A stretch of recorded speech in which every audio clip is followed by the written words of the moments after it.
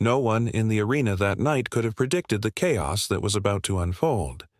When Arissa LeBrock stepped through that curtain, she wasn't just walking toward the ring. She was walking into history.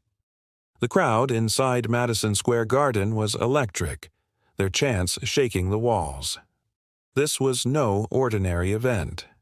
Tonight, Steven Seagal's daughter, a woman who had spent years in the shadows, was stepping into the spotlight to face the most dominant force in WWE today, Rhea Ripley. Fans couldn't believe what they were seeing. It wasn't just a match, it was a collision of worlds. Arissa's arrival had already caused a storm online. Clips of her brutal training sessions had gone viral, showing the kind of ferocity few expected from someone with a Hollywood lineage. "She's not just an actress's kid," one fan tweeted. "She's a machine." And yet, no amount of hype could prepare anyone for what was coming. As her music hit, the crowd erupted into chaos. Half cheered, half booed, and everyone grabbed their phones to record this moment. Rhea Ripley, standing in the ring with the Women's World Championship slung over her shoulder, smirked. To her, Arissa was just another name, another challenger she'd crush and forget. But the fire in Arissa's eyes told a different story. This wasn't about fame. This was about proving she belonged. The tension was thick as the referee raised the title belt. Commentators spoke in hushed tones. "If Arissa pulls this off," one said, "it could change WWE forever." Another replied, "Or she'll be exposed as a pretender in front of the entire world." The bell rang, and the match began like a war. Rhea charged first, slamming Arissa into the corner with raw power. The arena roared, but Arissa fired back with vicious strikes, catching Ripley off guard. "She's not backing down," the announcer shouted. The back and forth was intense, each woman refusing to give an inch. By the 10-minute mark, the crowd was on its feet. Every move felt heavier, every near-fall more desperate. Viewers on social media were already calling it one of the most brutal debuts in WWE history. And yet, as impressive as the action was, no one knew this was only the beginning. The real story, the one that would leave fans speechless, was still to come. Because behind the scenes, alliances were shifting, plans were being set in motion, and Arissa LeBrock wasn't just fighting for a championship, she was walking into a trap. And when that trap finally snapped shut, the WWE Universe would never look at her the same way again. Every hero has a backstory, but Arissa LeBrock's path to this moment was anything but heroic.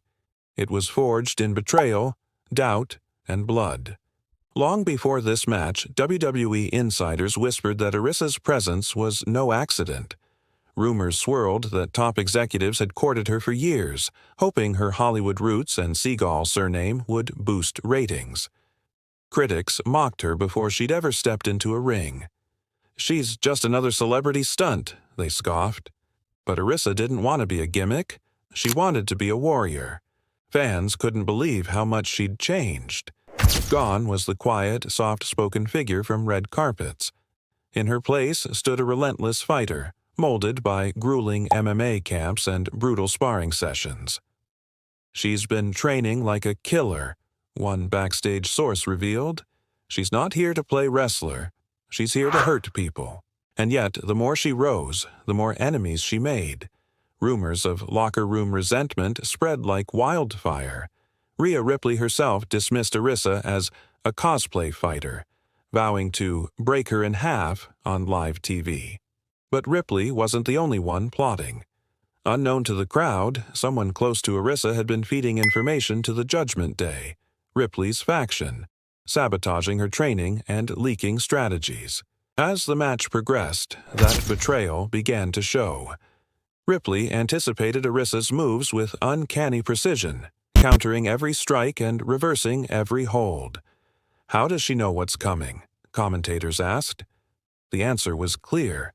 Arissa was fighting not just Ripley, but a mole inside her own camp.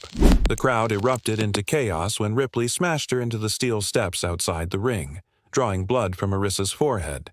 Cameras zoomed in on the crimson streak running down her face, and still, she refused to quit.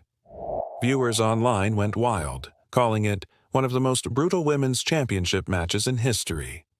But backstage, whispers grew louder. Something bigger was about to happen. Arissa knew she had to dig deeper than ever before. She tapped into a rage she didn't know she had. Every insult, every betrayal, every doubter fueling her fight. She roared back into the ring with renewed fury, landing a devastating kick that nearly pinned Ripley. The arena exploded. "This is unreal," shouted one commentator. But the storm was far from over. The betrayal was only half the story, and when the truth finally came out, it would rock WWE to its very foundation. Because the person who had betrayed Arissa was someone she trusted more than anyone in the world. Just when the world thought it had seen everything, the unthinkable happened, and it wasn't Ripley who delivered the most devastating blow. It was someone standing ringside. As the match reached its brutal peak, Arissa was battered and bleeding, but still standing. Fans couldn't believe her resilience. "This woman is a machine," one commentator shouted. Ripley, however, was done playing games. She set Arissa up for the riptide, the move that had ended countless careers. But before she could execute it, chaos erupted at ringside. From the crowd, a hooded figure jumped the barricade. Security rushed in, but the intruder was fast, too fast. Sliding into the ring, they grabbed a steel chair and swung it with surgical precision, smashing it into Arissa's back. The audience gasped. "What the hell just happened?" screamed the announcer. Ripley looked stunned, and then she smiled. The hood came off, and the crowd lost its mind. It was Maya LeBrock, Arissa's own cousin and former tag partner, the woman who had trained with her from day one. Viewers on social media went wild. "This is the biggest betrayal in years," one fan posted. Maya raised Ripley's hand, revealing she had joined the Judgment Day weeks earlier. The betrayal cut deeper than any physical blow. Arissa, writhing on the mat, stared up at Maya in disbelief. Tears mixed with blood as realization set in. This wasn't just about a championship. It was personal. The commentators were losing their minds. She trusted her. She loved her. And this is how it ends? But Arissa wasn't done. Summoning every ounce of strength, she refused to stay down. She pulled herself to her feet, roaring like a wounded animal, and launched herself at both Ripley and Maya. The crowd was on fire now, chanting her name, begging her to fight back. She landed brutal elbows, taking Maya down and stunning Ripley. It was a moment of pure defiance. But the numbers game was too much. Ripley recovered and delivered a vicious riptide through a table, leaving Arissa motionless. The referee hesitated, unsure whether to stop the match. "She's finished," shouted one commentator. But somehow, Arissa kicked out. The arena exploded. Viewers online called it the most shocking near fall in WWE history. And yet, deep down, everyone knew the worst was still coming. Because this betrayal wasn't the end of the story. It was only the opening act of something much darker, something that would end careers, destroy alliances, and rewrite the history of WWE forever. And in the next chapter, Arissa LeBrock would do something so ruthless, so controversial that fans would question whether she was the hero or the villain. Betrayed, broken, bleeding. Most people would have stayed down.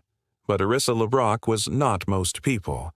And in that moment, something inside her snapped. The betrayal by Maya had changed everything. Fans couldn't believe what they were seeing. Commentators compared it to some of the most shocking moments in WWE history. Seth Rollins turning on the Shield, Shawn Michaels superkicking Marty Jannetty. But this felt even more personal.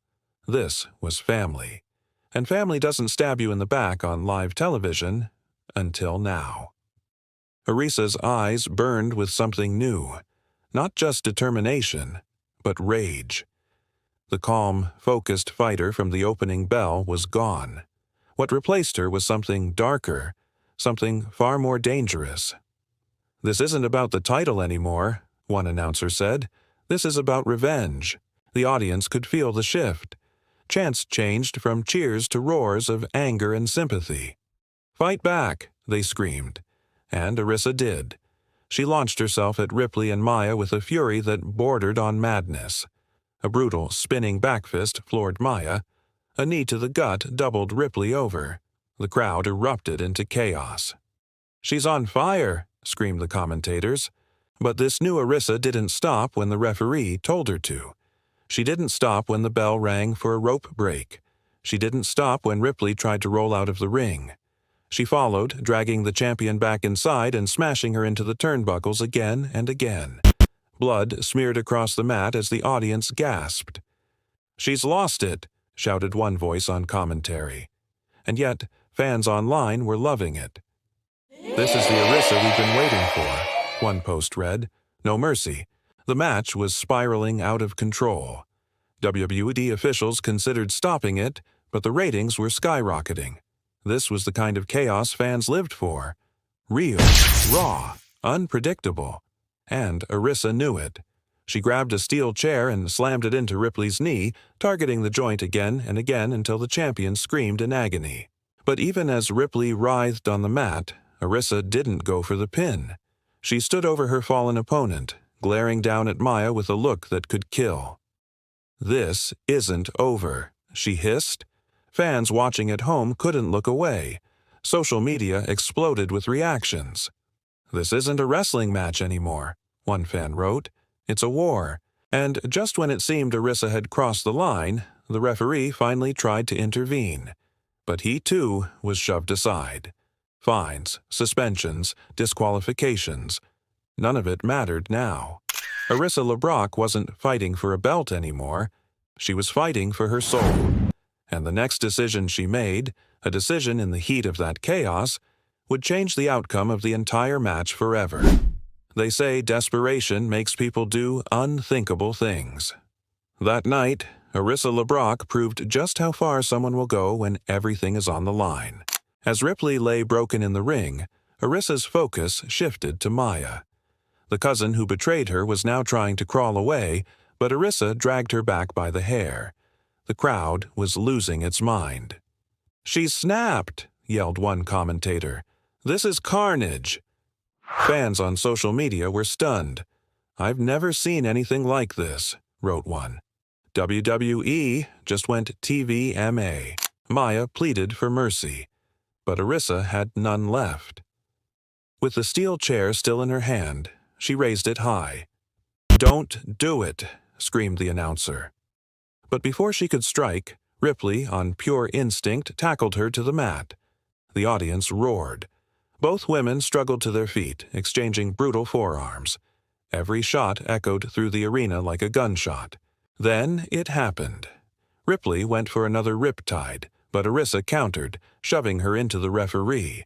The official crashed into the turnbuckle and collapsed, unconscious. Chaos erupted.